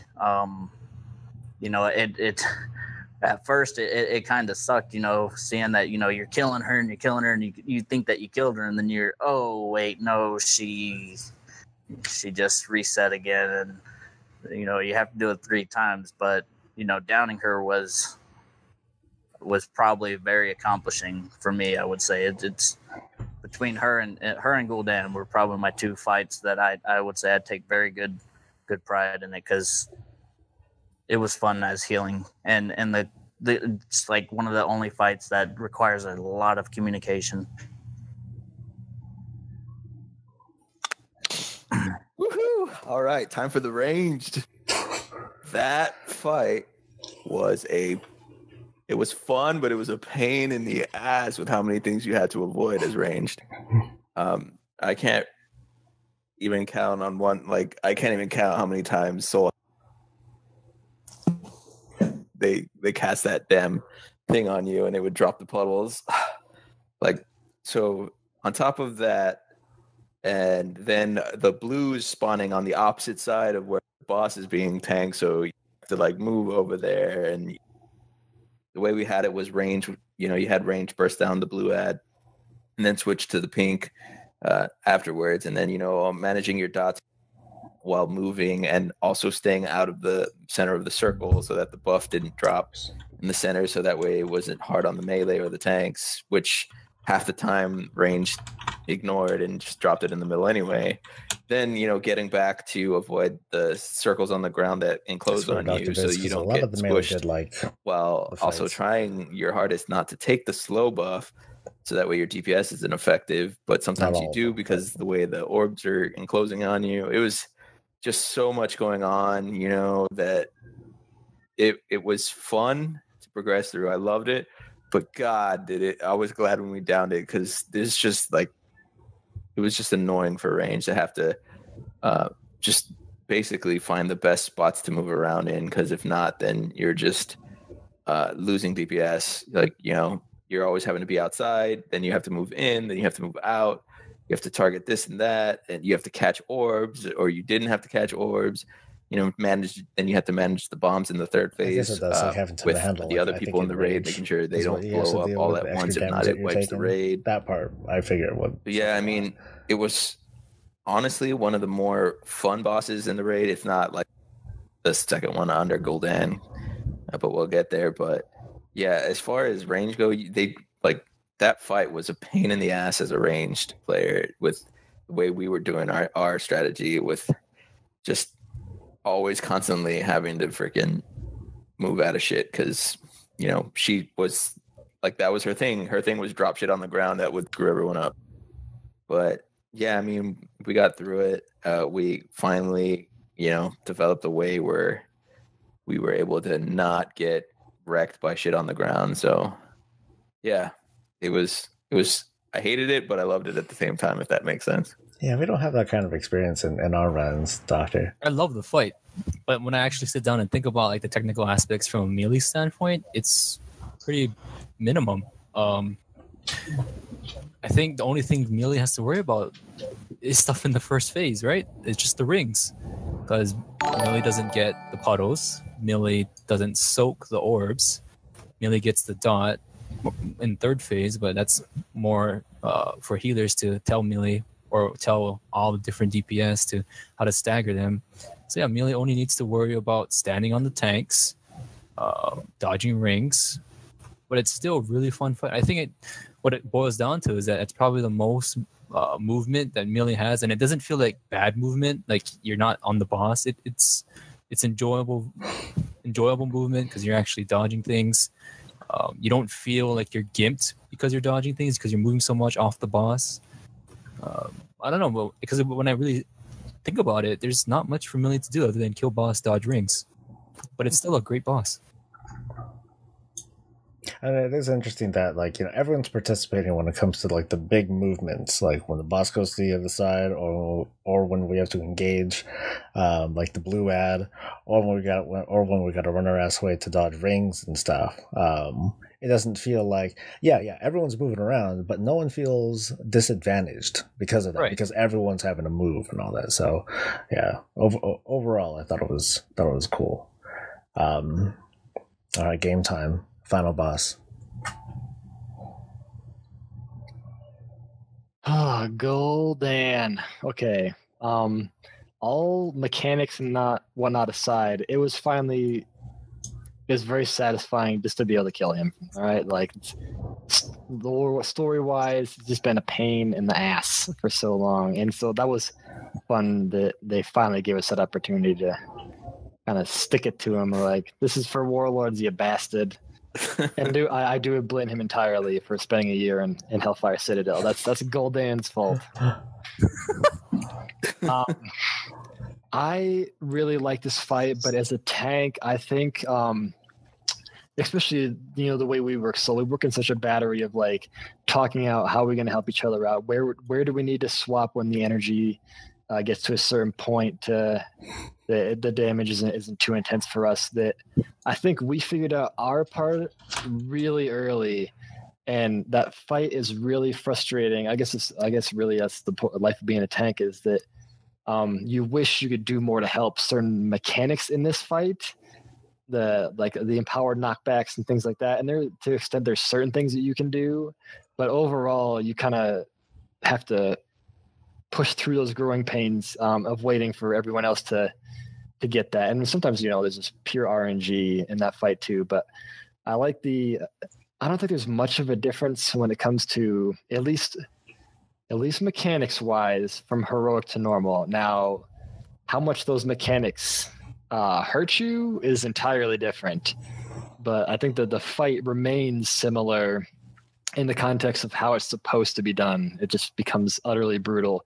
I love the fight. I like at the end, it felt a little like Black Hand in a way where you just feel like there's this fire everywhere. You're trying to find like one spot to stand to just not die. We end up going with kind of a strategy of, because I play Druid and I happen to have the legendaries that allow it, I would basically, when we get to third phase, I would let him go all the way up to 100% energy, and I would just, you know, burn survival instincts and a Mark of Ursol and just eat that whole thing. The thing that got really difficult, I felt, in heroic was capturing those souls, and that's why we kind of swapped, is so that way you could just soak, so soul could soak the souls. I've been trying to say that for a long time. It was really helpful from that standpoint of a tank just being able to eat all of those and kind of take that pressure off the melee or of the rest of the DPS entirely. And I think that's where that was kind of the turning point for our strategy, is, like I said, for a fight that we generally kind of had to watch the DPS go through their struggles, that was a place where we could say, hey, we can help out here. We can pick up the slack and help you out. And I think that was satisfying. And I think I've watched our kill video probably like 7 or 8 times. Like the nerd screams at the end. I love it. And yeah, it was a satisfying ending to tier 1. And that cutscene at the end, yeah, I still love it, man. When Illidan shows up, like goosebumps every time. Oh yeah, those wings, man. He one-shot him, and like it took us like over 10 minutes to like bring him down. Right? What a bastard! Bro. So this was very much, from at least this was very much a planning fight. We needed to like map everything out, like pretty much down to like the second when it came to, how are we handling these mechanics? How do we direct the range and the heals and the melee to do this? And of course, like how are we handling the tank swaps down to who should pick this up first? And and so on and so forth. And just as you said, Chad, like part of the turning point was me being able to grab up to 9 souls before I re-engage at the boss and at least play a support role. I think being able to soak 9 souls for everyone else definitely helped out with the heals, at least in my opinion. And we'll see what everyone else thinks in a bit. But yeah, it was man. That was an intense ass fight. Like you've seen, I mean, Chad, you watched the kill shots. So that means you saw me like with my exasperated sighs, and like, oh, thank God, we finally got this fucker down, and it was an awesome achievement. And when we did it, like we did it with, like people were like really dying at the end because things were falling apart. But we had very very few deaths going into it. I believe the first death was Moose, for whatever reason, and freaking move. Yeah, but otherwise, everyone was doing so well, and this was after like, God, was it like 40 something attempts, 50 attempts? Nothing like a world first guild would experience. But this is us. This is POW. This is how we deal with it. And I think it was awesome that all of us were able to. All of us were able to pull together and pull up some pretty impressive numbers and get this thing down. So I'm proud of the team. We all came through. So I appreciate that. You're welcome. No, not you, but what? I was alive at the end. Oh, you were? Oh, well, okay, I guess. I was literally standing right next to you. I had a couple more cooldowns left. I could have lasted. So could I, man. I was fresh. All right, moving on. For me, it was my second kill. So, but for me, this kill was probably more rewarding to me because beforehand, I had told Soul, I was like, hey, I want to bring my paladin. I want to see how he does. And if my healing's a problem, I'll bring my druid in, and so on and so forth. So it was very, very rewarding to me for the first time healing on a paladin was, it was great to be able to get that kill on him.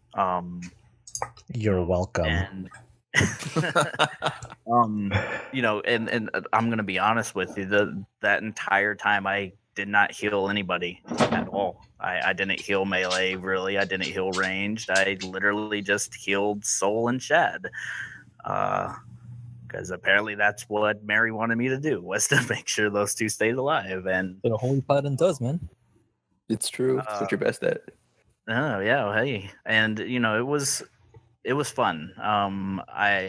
Between all the mechanics and everything, my very first kill on my druid, it wasn't that rewarding. I didn't get to heal it. I was, boomkin, and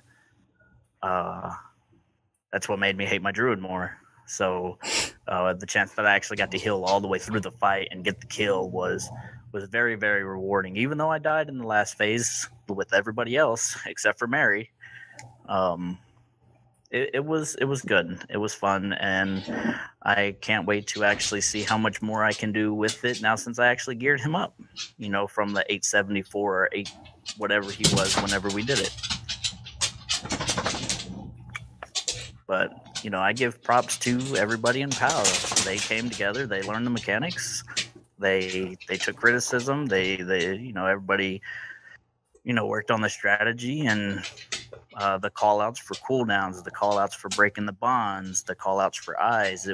Everything was on point, and the hard work and dedication between the whole group and itself paid off with the kill. It sucked that everybody didn't get their ahead of a curve achievement when it happened, and they had to put a ticket in, but hey, still. That's how it goes, man. That's how it goes. All right, is it range time? Okay.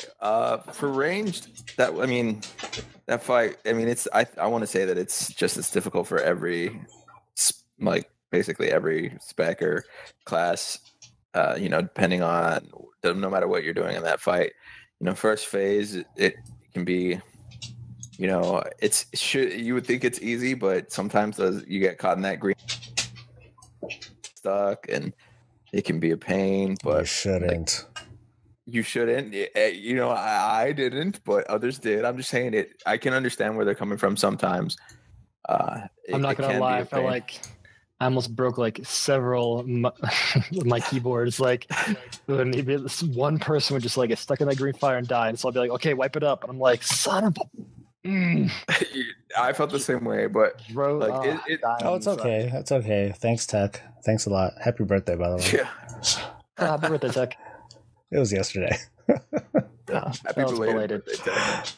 But yeah, I mean, and then going into second phase is when I think like things, of course, pick up and get crazy, and I like the one thing that hardest thing to kind of clean up was bonds at some points. I mean, we had people popping them too early, but we finally we came together. We'd forget about Nelia. Oh my god, I can't believe how many people would just forget about Nelia, and it would just be her standing out there by herself sometimes, and I'd be like, guys, Nelia's still back there. Or AJ would be like, Nelia's still back there, and everyone forgot her. Because she went off mic now. It's like you just forget about her when she's not shrieking for help. Yeah, but I mean, yeah, like Mondo said, and I think actually really helped out because it was kind of rough back before we had Mondo, and we'd have to switch AJ to heal sometimes, and that's basically we'd be losing one of our highest DPS to healing, and I mean that's never helpful whenever you're trying to progress. But yeah, I mean, on top of that, I hated the eyes, since as a Shadow Priest, you really couldn't do much, but like maybe throw out your dots on them, but they'd be dead by melee by the time really your dots could do anything. So I mainly just focused on the Dreadlord that would pop up, and just if you guys needed that extra interrupt, I'd kind of try to be there if that happened. But yeah, I mean and the third phase, my God, one thing, if we do keep doing Heroic Gul'dan, please, we got to work on dropping that fire. I think that's, even with the kill, that was still like something that is all over the place, was the fire.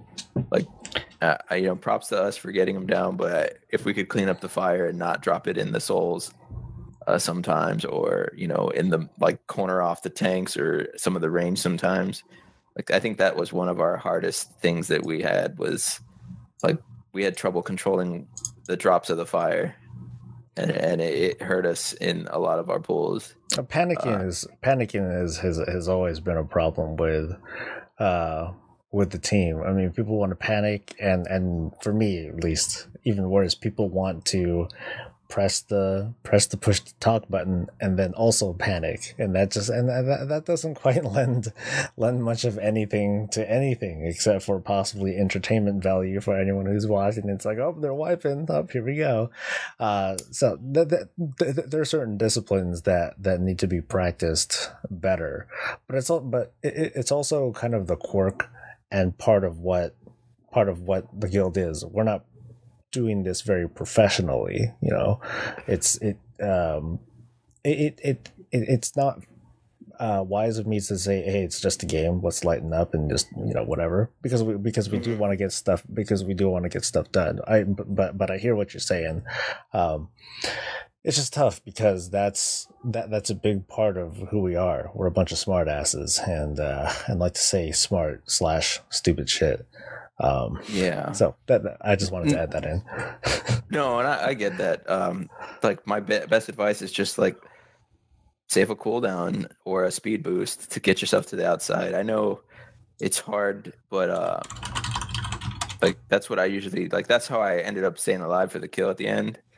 Like when I know we had our second like the second souls, when they went off, we had 2 stacks and then 3. But like I used one of the and my absorb shield, and that's what kept me alive during the souls at the end when everyone else died. Yeah. After that, I remember that last whatever the fuck thing is called. The Harvest of Souls. Yeah. The last soul harvest went off, and people were down. Everyone's like, "Oh!" And then I'm like, "Dude, it's at 1%. Let's fucking kill it." And then that seemed to be like that thing that kind of reminded everyone, "Oh, yes, that's right. It's almost dead. Let's do it." So yeah, at the end, I believe it was just what you, me, Mary, and don't Kat forget about that, BF. Kill him, like with that 1% left. But yeah, I mean, it's just a matter of like how Shad always talks about, like, managing your cooldowns. You know, we did the fight so many times. We know when things are going to happen. Have something that's going to save you if, you know, shit hits the fan. And that's what I saved the Lockstone for, that. And I always have my shield.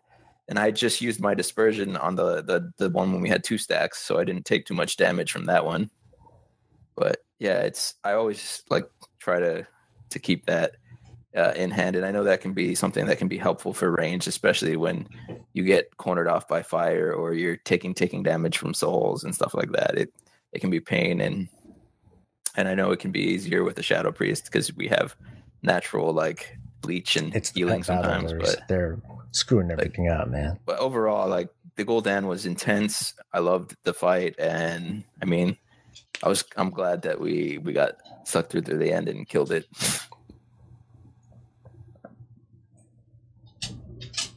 Gul'dan is a great fight. What makes it even better is there's no trash before it, not like Arkham. Yes, that is great. Oh god, yeah. Onto the fight itself, anyways. It's a really fun and technical, like very technical fight. You have to know your role in the raid, even as melee. That's probably one of the few bosses where we actually have things to do that isn't just kill this, move here. We have to interrupt things. We have to interrupt order. We have to cleave the eyes as quickly as possible so range can go back, stacking and protecting people in the back. We have to make sure we don't stand on tanks, otherwise we kill Chad. There's just a lot of things to worry about as a melee, but it's you just good have worry. to stand in the well until the souls disappear. But while you're standing in it, you take damage. Just to cover my butt. The reason I died that first time was because we got trapped. Someone trapped melee with fire at the boss, and I had all my cooldowns on. Oh, that's when I said, "Holy shit, you guys walled off the whole thing." Right? Yes. That was just to cover my butt. That was pretty shitty, though. Like, well, you already heard me say it, so I think that's already been said. But still, right. That still sucks. Yeah, it's a really fun fight. There's a lot to do, even as melee. It's not like you're stuck just doing things. Well, I guess the one thing that does suck is when you get the bonds as a melee and you're kind of just sitting there waiting, doing nothing. But other than that, there's a lot to do, a lot of fun things you can do. It requires a lot of technical knowledge. It requires positioning so you don't kill the tanks. There's just so much you can do and so much that can go wrong. It makes it a really fun fight. On the same note about that fight is, in the future, whenever we do it, everybody's going to be a lot stronger just due to more artifact more artifact power in their weapons and more traits. So to get him to try to be able to kill him before like that third soul harvest that killed everybody on the kill will be a lot doable when we start doing it more often. It was a great fight. I agree with everybody. And the guild did a phenomenal job. Shad beat me on CPS, though. Yeah, because Shad beat me on Teeps. It's bullshit. I know, on a druid, dude. Oh, that's terrible. Ugh. Well, it's just because you're sitting in the soul the whole time. You're not Yeah, I doing know, anything but still, with come your on, face. man. I should have been able to like make up for it. I was only because I only need to sit in that well for like as long as I needed to get those 9 souls, and then I can go ahead and do whatever. But then I know I was like helping out a little bit with like getting like the Eye of Gul'dan and all that stuff too. Whenever that popped out, but still, I'm like, ugh, what a bitter taste in my mouth. I told you go Seraphim. Seraphim was broken at the time, actually. Really? Oh, geez. Yeah, Seraphim Boy. did nothing, absolutely nothing during that time. Well, it still worked out, and yeah, it worked out. We had a good time. We slowly progressed and made it through. I didn't have to kick anyone. That's as Ridley. That's always important. I really, really didn't want to basically kick Tech out of the raid because he kept getting us killed in phase 1. The one thing I do want to complain about, one thing that they did fix now. It was fixed, but the way that fight scaled, depending on how many people you had in your raid, I thought was a little off. And I think that they just did change it now that certain things don't do as much damage and you don't get as much eyes and stuff like that, depending on your raid comp. Because that first night, I mean, we were getting them down to like 10% the first day, and then we spent the next 2 weeks trying to get to the exact same spot. Pretty much. Because we had like 2 less people, and that DPS mattered a ton. And I'm telling you, I think what broke it was me switching to my paladin. That's what did it in. That's what made us get the kill. Yeah, I ain't gonna complain. I didn't even look at meters yet from like don't. It looked horrible. Don't do it. Oh wait, didn't you do like weren't you like in the teens or something like that? I did like 240k heals per second, where I should be like doing like 500k heals per second because that's a holy paladin's fight. And I talked to my friend after the fight, and he was like, "Do you have logs?" And I was like, "Yeah, here they are." And he was looking at it, and he was like, "Oh yeah, you didn't use Light of the Martyr." And I'm like, "But that takes damage. That gives me damage. Like I take the damage." He was like, "Yeah, but it's a very, very big heal." And I'm like, "Yeah, so it's a really good heal, especially when you know that you're not going to be taking damage and that you can handle it. Yeah, and, it's something you want to do." He told me, he was like, "So yeah, you need to use that when you're not taking damage." I'm like, "Okay, I'll work on that." And then he was like, "Go to the double beacon so you can beacon both tanks, even though you don't have the legendary shoulders." And I was like, "Oh, okay, let me try that." And then he was like, "Devotion Aura and Aura of Mastery are good, but I saw that you used Sacrifice." And I'm like, "Oh yeah, it was real good for phase 3 when I got to use it before I died. But other than that, yeah, it worked great." So he helped me out, and so that's why I can't wait to try it again to see if I've improved on the healing aspect of it. Very cool. So to just kind of wrap things up, did anyone have any like additional thoughts about like the next raid that is coming, or like just any closing thoughts? Oh, I actually do have some thoughts about the next raid in Tomb of Sargeras. I think I've done kind of a few like looks at what the fights are going to be, and I really you always already looked at the fights. Yeah, that's what I do. All right, so in case no one knows, well, I guess this will affect Mondo the most. I don't work like that. When it comes to like learning a fight, like here's what's gonna happen. Day 1, Tomb of Sargeras opens. We're gonna run in. We're gonna look at the boss. I'm like, all right, guys, here we go. / ready check, and then Shad's gonna be like, no, but we need to know blah blah blah, or Ascension too. You guys are gonna be like, oh, did you read up like anything at all? I'm like, fucking, of course not. That's how we do it. We learn through death, and usually after like the first or second try, that's when I'll at least take a look at the dungeon journal and be like, all right, so here's what's going on. Let's try to study this. Stay alive for as long as possible. Let's figure this out. And that's basically how we've done it like forever. Well, I learned that from just watching the raid, because every time I would try to give you input, you were like, I'll use that when the time comes. Basically. You were like, it's like, it's like, hey, that's a good input. I'll go ahead and bring it over to the raid after we try this, Yeah, that's exactly every single time. I like it when it was we had plenty of swag. What was that? I think Tychondrius, when I was giving input. Oh man. I'd tell them to do this, or I was like, tell the healers to pop both of the brands if they can, and they have a healing cooldown. He's like, we're just gonna keep doing it. And I never said a thing. Yeah, that's just the way we work. That's why I think Still and I think it works pretty well to have both those extremes of someone who I mean we both love this game, this with everything, but I think we just take completely different approaches. Where I'm about like studying it and learning it and like memorizing it, and well, so it's like I'm just let's kind of go through this organically, and I think it works from that aspect. But I feel like Blizzard always hits its stride really well in the second raids. I think Blackrock Foundry is my favorite raid from Draenor, and going back through that. I think the second raids, the second tier specifically is, Throne of Thunder. I mean, that was so good. So I still like the for me, like what's the last fight in Mogushan Vaults? Heart of Fear, was it? No, Mogushan, the last boss. Oh, where you do the tank dance. Is that the one with the not twin emperors? Yeah, something like twin emperors. Hello, I have WoW open, dumbass. It's one where you gotta like dodge left, right, left, and then you get like this crazy DPS buff as a tank, and oh man, to me that stands out as one of my all time favorite tank fights like ever.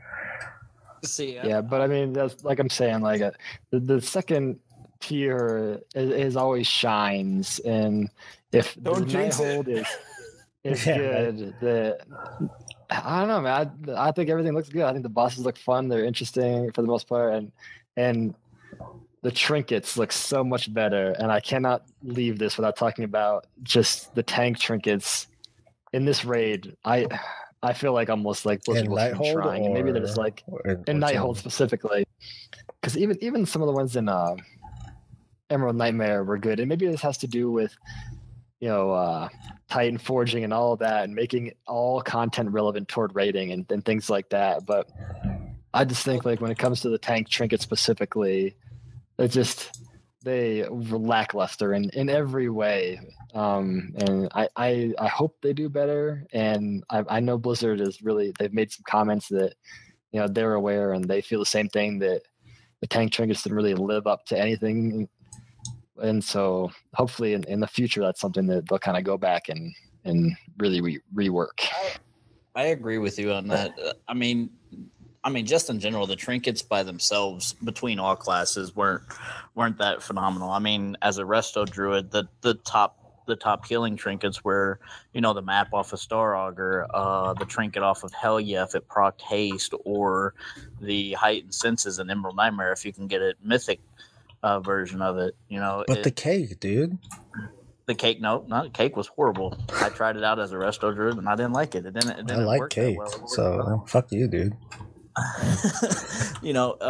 Same with as I don't play that many melee classes, but as Red Paladin, the top trinkets were what was it, a mythic plus trinket from one of the dungeons if you can get it a high enough quality, or there's another one in Nighthold raid. But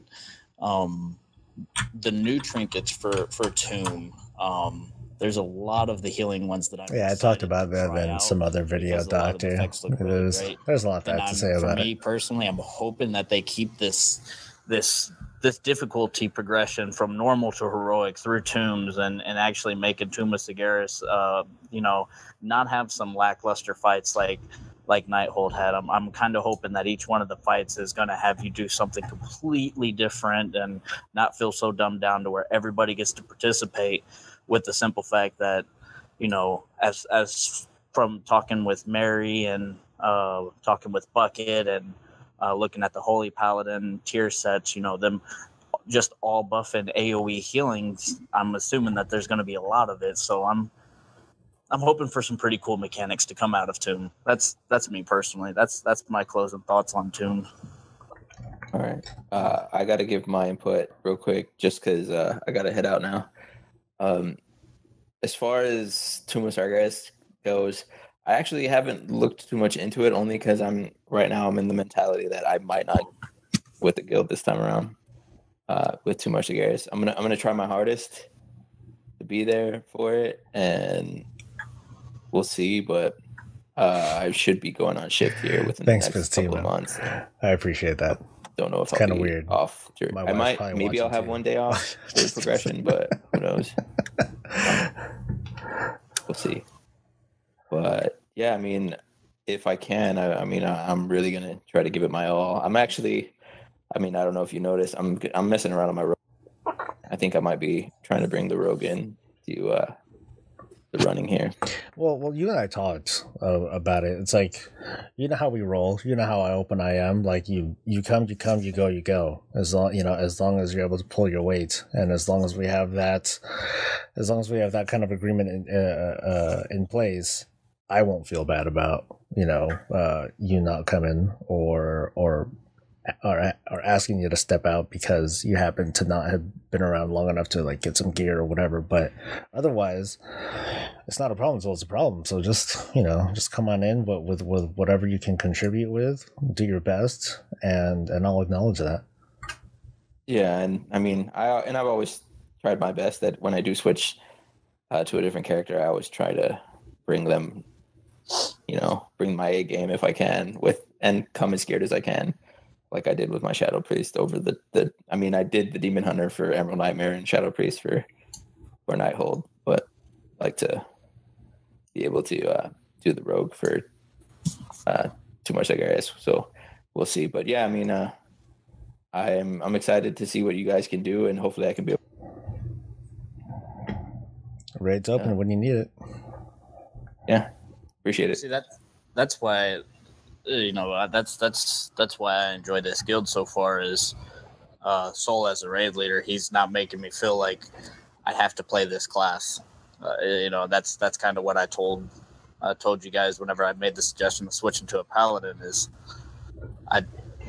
my old guild, would have me DPS or heal and switch me back and forth and put a lot of work into it, and it was draining me. And now I'm getting a chance to play the paladin, and I accept the agreement. If I start sucking on the paladin, then yeah, I need to go back to my druid, but at least I get a chance to try.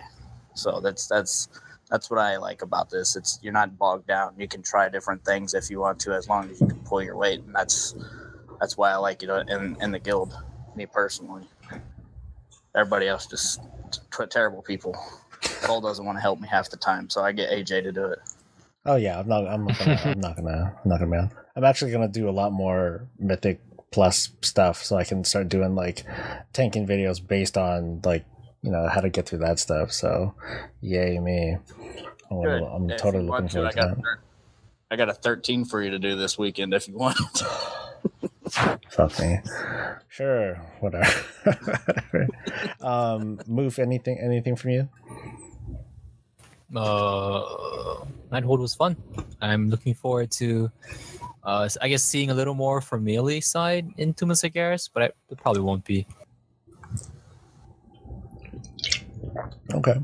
My only closing thought regarding the Two More Cigarettes is, I really hope they do something about Titan Forging. Like I don't know if you guys saw that spiel that I did on it, but I really hope that they nerf like what Titan Forging is capable of, so that way it feels good going into that kind of raid, without being like, oh shit, I already damn near outgear the place because I was like doing mythic, not so much mythic pluses, because it's if you're doing hard content then you should get decent gear, but I'm thinking of things like world quests and normal heroic dungeons or old raids that you're doing that you happen to get good shit, like just over the past couple of days I got like a 920 chest, and then today I got like a 925 helmet. Cool, that's great, that's wonderful. But what that does though, it kind of takes the fulfillment out of the future. It makes the future feel less rewarding, because I'm going to go into the Two More Cigarettes think already with the mindset of, okay, tier's going to drop. I got to make a choice between this awesome gear that I already have and this tier. When I at least want to think that I should look forward to tier being like awesome, like, oh my god, I got this new tier, fuck this other gear that I have, because now I got this heroic thing, and that might not happen, and that kind of sucks. That takes some of the rewarding feeling and the fulfillment out of people. So it's wishful thinking, though. That's more than likely not going to happen, but Blizzard still has a chance to make that happen.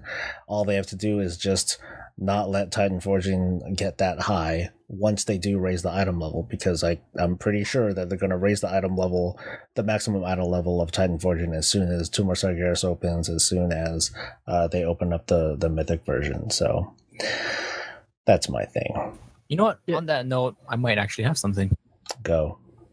I'm scared, as you mentioned about Titan Forging. I'm scared that stuff in Nighthold is still going to be stronger than Tomb of Sargeras.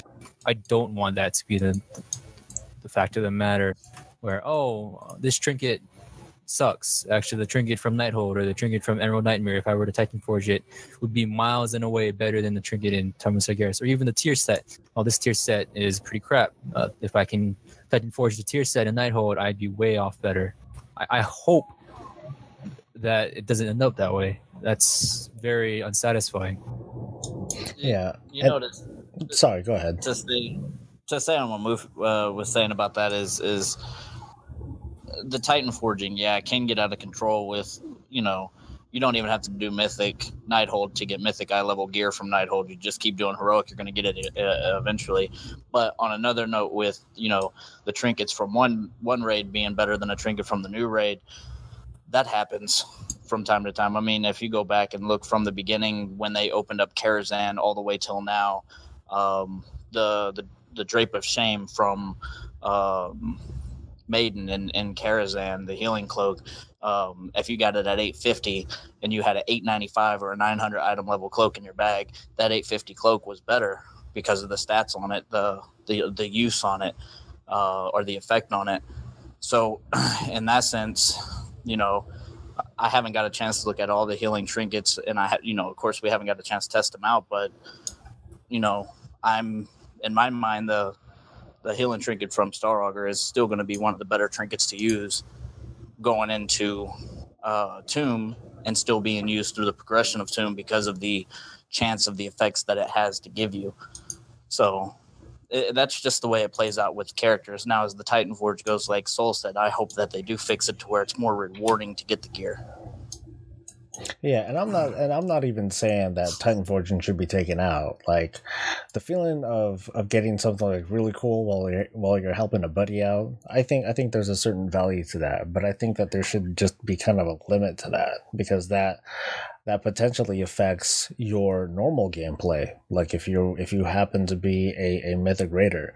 Unfortunately, though, there's no easy solution to that. It doesn't solve the situation that all of us are in as heroic raiders, because I'm only proposing that Titan Forge be nerfed to a certain point to mostly accommodate mythic raiders, because for them to feel like unhappy about their sense of progression, I think that's more legitimate than ours, because at least we have that mythic pedestal to look up to and to possibly aspire to. They don't. For them, it's the end of the road, and if they happen to get like a super Titan Forge thing, from running a dungeon, like a normal dungeon, because they needed to like farm something or do a world quest or whatever, then that takes away the sense of accomplishment that they would feel later.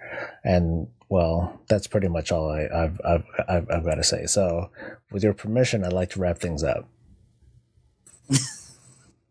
Because you may. No, I agree, and I don't see what was wrong with what they did in HFC either, where like you just went up like 5 or 10 item levels, like that was the max you could cap, and that was nice. You're like, oh, a nice little bonus. I don't see what was wrong with that. I don't know why they just don't do that. I think that with this expansion, with the Titan Forging and everything, is to do mythic raids and everything. It's not so much for the gear anymore. It's more along the lines of that accomplish. Even if you're not in a racing mythic guild, if you're just in a mythic guild to do it, it's not about the gear. It's just about you down on that boss for the extra challenge. I think that's what this expansion pack is. And I think I just think that's weird, because yeah, being the Mythic Raider does come with a lot of things apart from gear, but up until now, gear was a part of it. So to water that down or even possibly take it away, I'm sure it has a very disconnecting feel in part of the in part of the high end, the mythic rating community, because again that whole sense of the whole sense of accomplishment is being challenged. So anyway, we'll go ahead and wrap this up. And I do want to thank you guys for dropping in and participating, even though we're like 40 something minutes over our normal raid time. So hey, better than thank Zero for that, because it was his damn delay that that made us start this podcast way later than what should have been done. But at least we got absolutely everything that we wanted to get done. So again, I want to thank you guys for coming. I do appreciate it, and I know that some of you have been wanting to do a PowCast like Shad and all that. So I appreciate you coming back again, dude. Oh yeah, thanks. So always fun to be on. Like whenever you need it, I can talk about WoW all day, every day. Nerd, what a fanboy. I'm a super nerd. I don't care. I love the game. I'd like to thank you for allowing me to come in for the first one. Oh yeah, this is your first. Oh shit. This is my first. I mean, I've only been part of the guild for what? Not even a month. Well, that's what you get for participating so much, man. Like you don't need to give us so many damn resources, man. You can chill and relax and do what you want, dude. That's cool. I think I was talking to AJ and Mary about this. It's not so much given the resources or anything like that, because I had a conversation with a friend before, and the last guild I was in, like I told you, I got burnt out on my druid. They kept making me switch back and forth. Great people. I enjoyed talking with them, but it wasn't a community that I wanted to stay in, because they were constantly making me switch for raids, and it was making me not want to play no more. And then seeing you on YouTube and joining y'all's guild and getting to know everybody and then get a chance to play with everybody.